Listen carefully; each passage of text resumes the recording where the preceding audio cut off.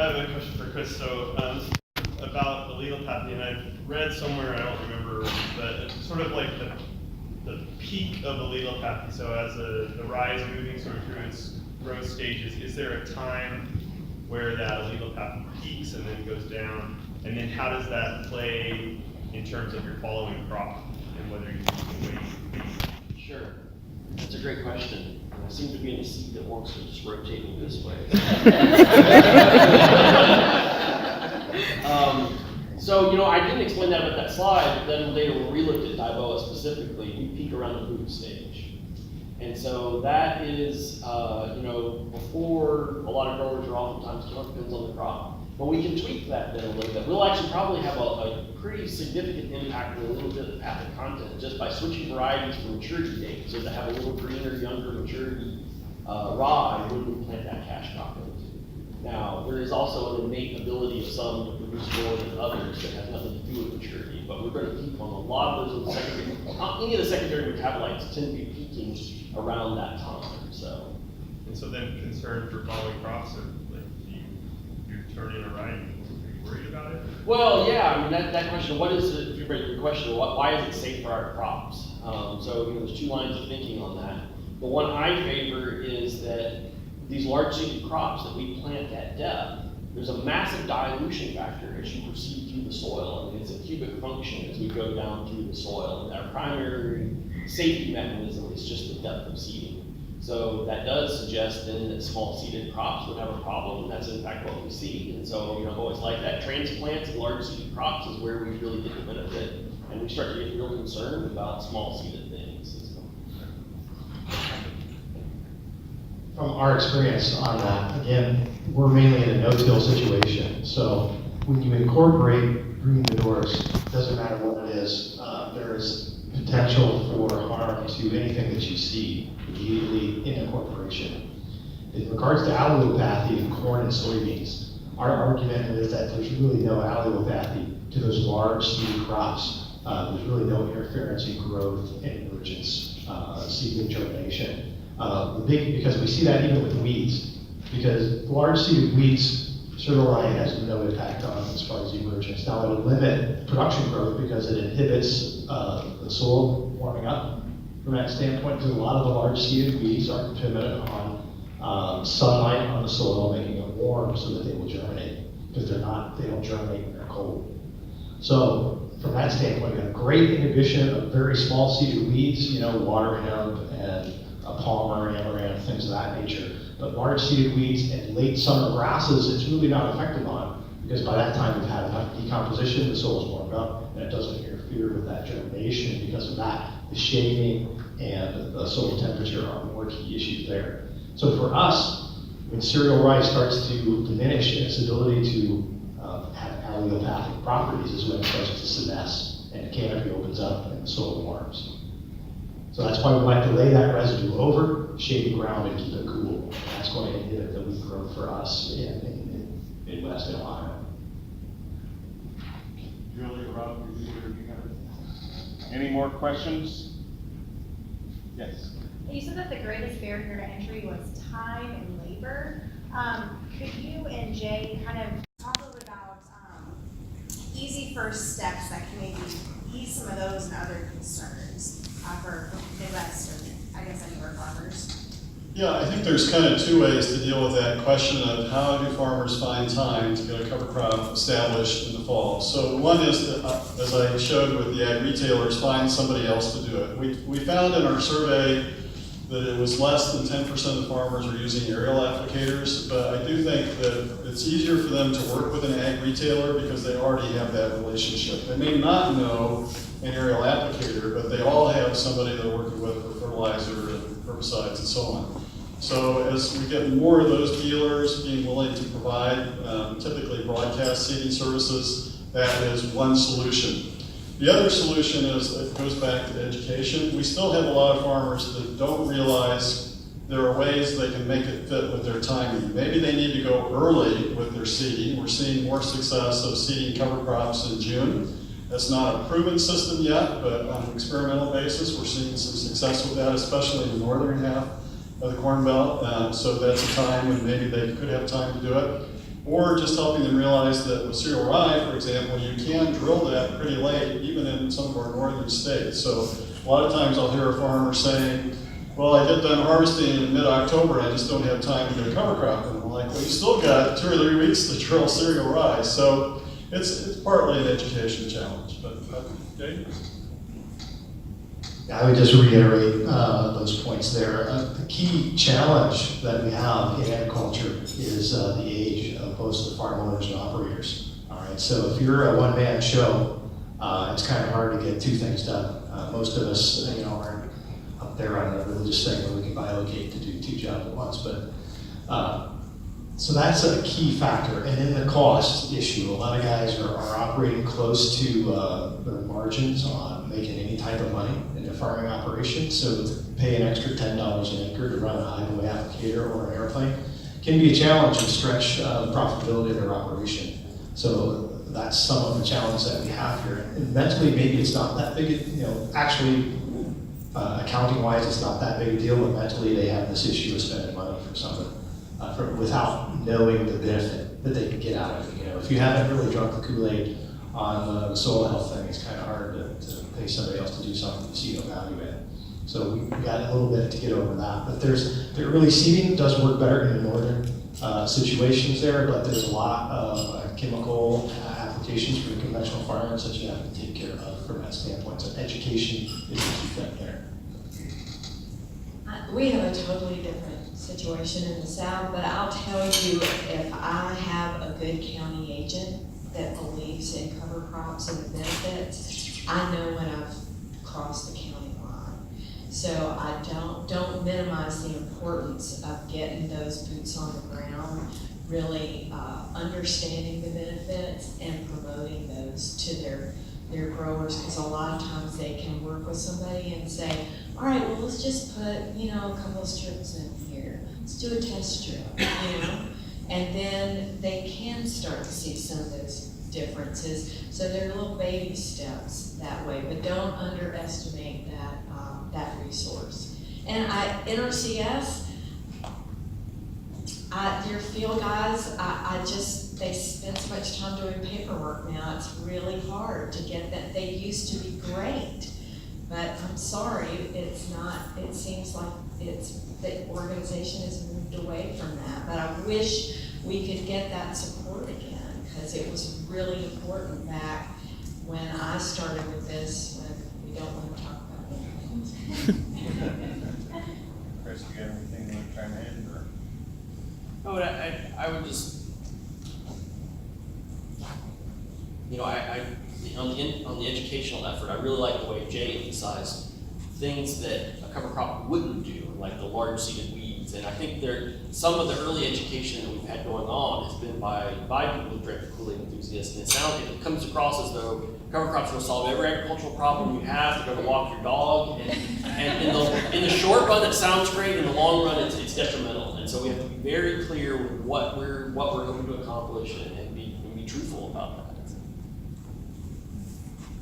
Kind of building on that, you had mentioned when you consult, sometimes it's year 2 and 3 that people are just like, I'm done with this. Is there getting over that hurdle that, or are people like, we're done, we don't want to try it anymore? Yeah, it's a big challenge. And what we try to work on is building a community of support. So again, the cover crop councils provide that in the sense that there's some regional information available on what's going to work and maybe how to do some management structures. And then locally, to have that local support as well, because let me tell you, the social pressures in the agriculture industry can be pretty severe from that standpoint. So you need to have some friends out there. The social media has become a great way to do that, because there's very highly active a number of people on social media that share a lot of good information, and so to get tied into that network is real important as well. So the support is there. So that's what's going to pull those guys through when they're spending $20, $30 extra an acre and seeing crop yields go down. That's going to really hold them strong, and people will challenge them to say, well, maybe you should have done this or that, and try to find those gaps in the practice. And sometimes it's just weather. You got to bear through it like we all do in ag. And I'd like to follow up a little bit from a social media standpoint. There's some great avenues on Facebook. There's a group called Everything Cover Crops. Steve Groff has a group, Cover Crop Innovators, that he has. I find I like Twitter a lot because Twitter, a lot of people share information. So if you've not explored the social media angle, I encourage you to do so because you get to hear all the positives and negatives that are surrounding cover crops. And it's a real great educational tool. I saw another question, yes. Oh, I was just gonna comment that I agree, and I think a lot of our field staff would echo your concerns with paperwork, and I could just let everybody know that on the USDA homepage, there is the Secretary of Agriculture is asking for input from the public, so there is a mechanism to voice that there. And then I was wondering with Sarah in your surveys, if there's a way to capture the coming, tried cover crop and then went back, and if there's a way to capture the reasoning for that so that we can try to address those gaps moving forward and learn from those issues. Yeah, we unfortunately never quite asked the question in that way.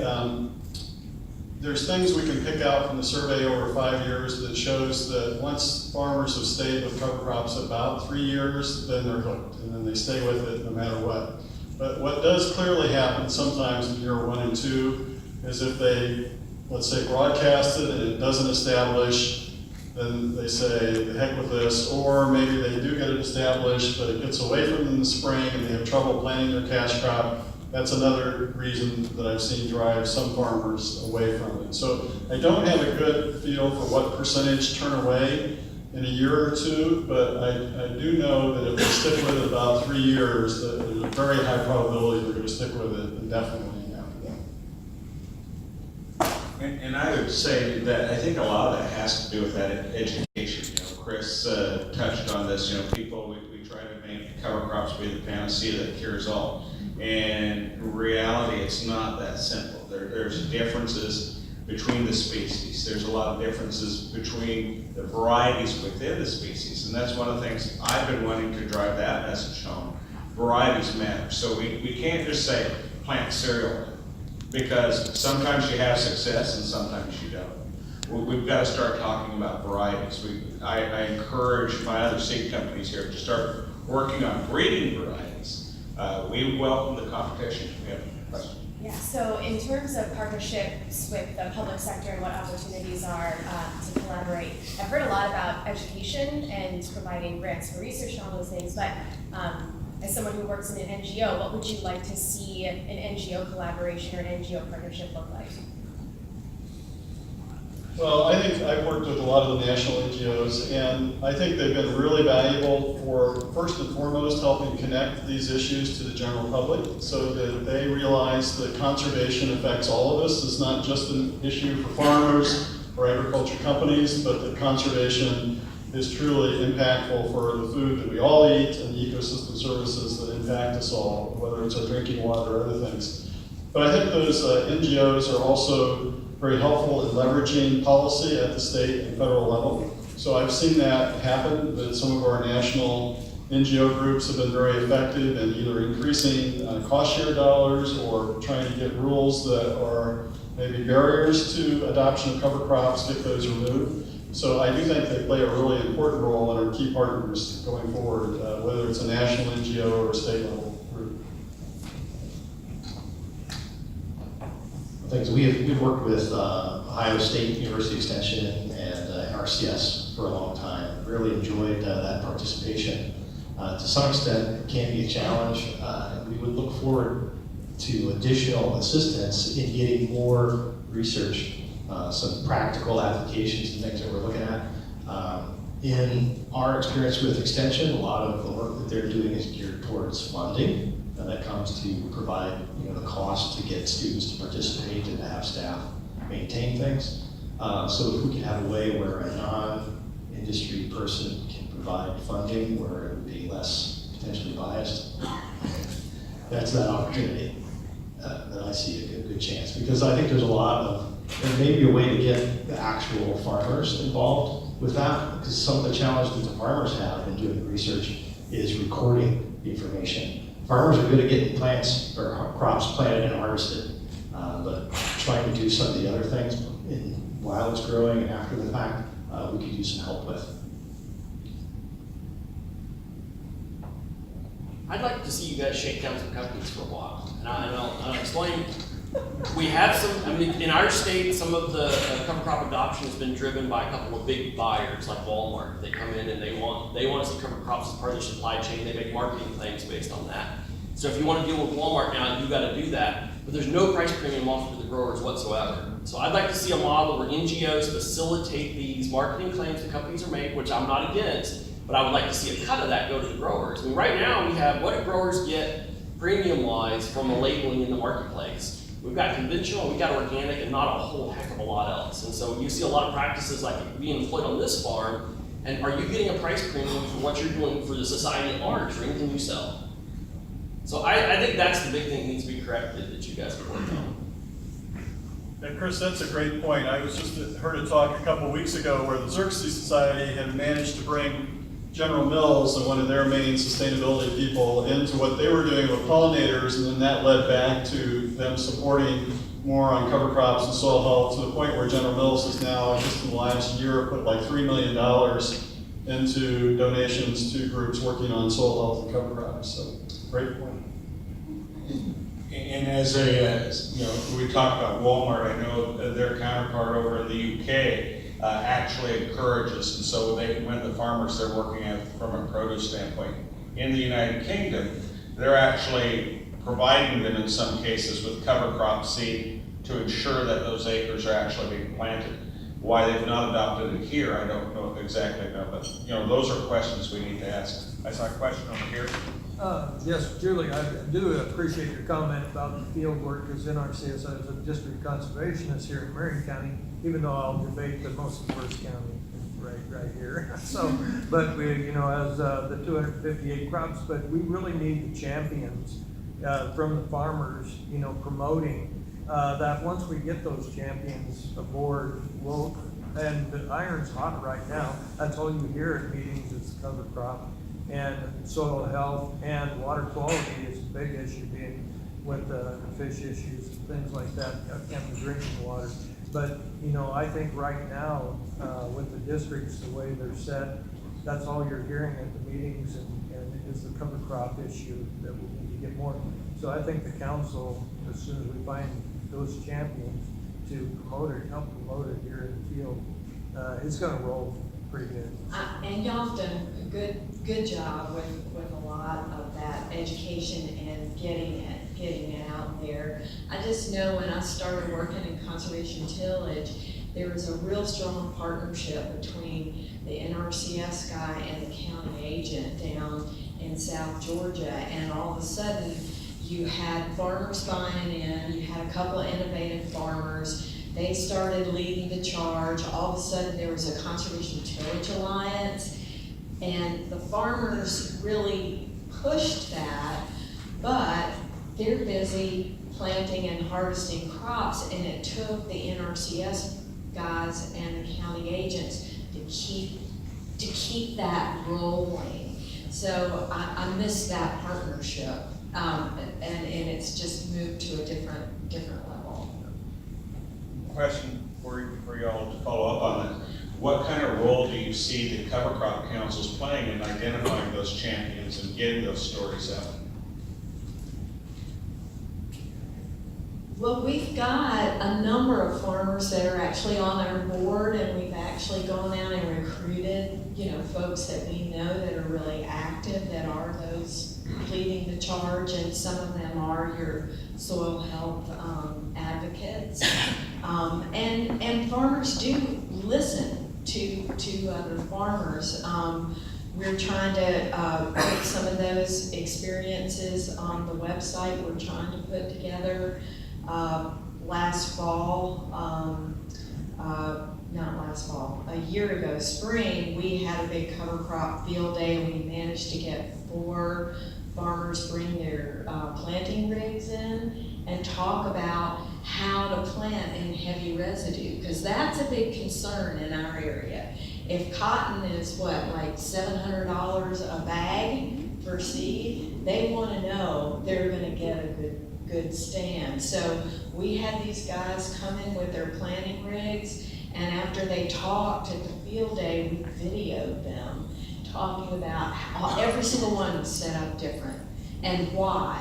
So we're trying to, we have that going up on the web, and those social media things and those kinds of things, keeping that out there. It was really neat because we had some guys that had been doing it for 20 years, and then we had a young guy who had just gotten started. So if we can just keep that information flowing, I don't know if that's the right. And I really see the role as someone that is a partner with the different things, because I believe there's in Washington State, there's a zero-till organization. I think my dad went up there and talked last fall for those guys. And so to connect those practices, right, with cover crops, because cover crops isn't the answer, it's part of the answer. So you've got to incorporate your 4R stewardship, cover crops, rotations. All those things are what's going to make sustainability, for lack of a better word, in what your operation at standpoint. So the Cover Crop Council really kind of works with the other councils to facilitate and build those holistic systems. More questions? Yes. I kind of have a similar question to what you just asked, Jerry, but my question was pretty much the same as what Jerry asked, but I was looking for ways or examples of ways that the councils work directly with growers. A lot of what we do seems to be with other, ag professionals or non-growers. Well, yeah. Anna's not up here, but they've used farmers in a number of ways, and she could speak to it better than I could, but one example is in putting together decision tools at the state level. A lot of the states have involved farmers in providing input into that process of making a decision tool. We haven't talked about that role much, but I know the southern region is working with the Northeast on a new set of decision tools, so that's a really key way that the farmers can be helpful, as well as just providing general thoughts on what are the education needs, what are the research needs. I think it's great the South has had them on their board, the apps on the phone, right. So Chris, anything you'd want to add on the farmers? Yeah, I mean, wherever possible, we talk about that more. All right, so let me give you a sense of one of the apps that we're doing first, and this is very much modeled on the Midwest Cover Crop app, but we're redeploying it electronically now. So the grower can stand in their field and say, I'm interested in cover cropping. And when they do that, it pulls their lat long, and then that pulls their soil report, the soil series that they're on, and it pulls the weather station so that we know, what can overwinter there. And then it spits out to them, it looks like peas will grow well in this field, and rye gives out that, and then that delivers the fact sheets that Julie is spearheading to come with that. And so, that's also an opportunity, though, to put in farmer experience that. I mean, there's always a tendency to put in just like the research information, but that would be a good opportunity for us to put in farmer experience on those as well. And I don't mean to dominate the conversation, but I don't see the cover crop councils as replacing that one-on-one working with the farmer, right? They're the integrators of things and the communication tools, right? We're trying to make sure that the farmer's voice, and the reason why we are focusing on this cover crop resource guide is because farmers in our planning meeting said, this is what we want. So that became one of our first things to try to work on. But it's not like we're trying to replace some of the one-on-one that they can get from Extension or NRCS or other consultants. But what we're trying to do is make sure that there's a lot of information out there that just seem to be in these little silos that nobody is communicating with. And so if we get ag professionals and we get the farmers and we get the NGOs and NRCS and the seed people all in a room talking about our issues, it goes to what Rob was talking about with the innovators. Hopefully somebody's going to go, oh, aha, you know, so it's on that level, I think, that we are meant to function. We're gonna need to wrap this up as Rob's gonna have to get out of here pretty soon, but do we have time for a couple more questions or a more question or? How far is it? One more, I think, one more. You had your hand up, so. So out west, I haven't experienced a lot of growers that are using roller crimpers. So I just wanted to ask you guys, especially you that use these, what are 2 to 3 takeaways to maximize the success of this? And a follow-up question to that: are there any species you would say that you don't ever try using this?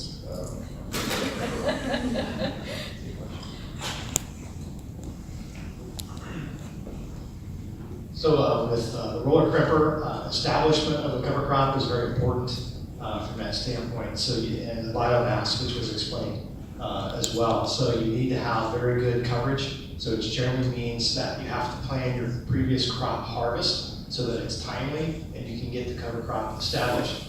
So seeding rate is potentially going to be a little bit higher from that standpoint if you're using it as your main source for weed suppression. So if you're not worried about complete weed suppression, you can maintain some lower seeding rates, but just be aware from that standpoint. Cereal rye is probably the easiest one to manage. Any cereal crop you can manage because once they go to antithesis, the stem will hollow. Rye is the easiest one to manage. Barley and wheat are somewhat more problematic and more difficult because they don't crimp as easily. Triticale is one that may have some benefit, but is later maturing.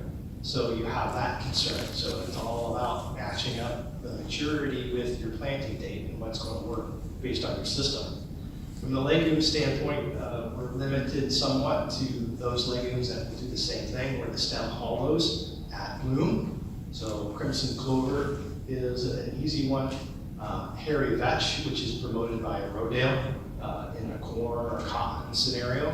But hairy vetch is somewhat problematic to terminate and usually takes 3 or 4 applications of the roller crimper to be successful. So you kind of have to stage your roller crimping, and can be later in the season depending on what happens. And so you got to be careful. Grass, true grass, you cannot kill with the roller crimper because you can't crush it. All right. Perennial clovers probably can't kill with the roller crimper. So the roller crimper works great on things it works great on. Otherwise, it's kind of a fun thing to have. So timing is very important. You can always be way too early to terminate and not be successful. The later you are, the more successful in killing the crop, but you may have some seed carryover. So for organic producers, that's a big concern, and you have to work with that system. So plan B from an organic standpoint is to have livestock and manage it with grazing. So. And with that, I'd like to thank you for all attending this. Hopefully you came out of this a little more motivated or educated. That was our goal.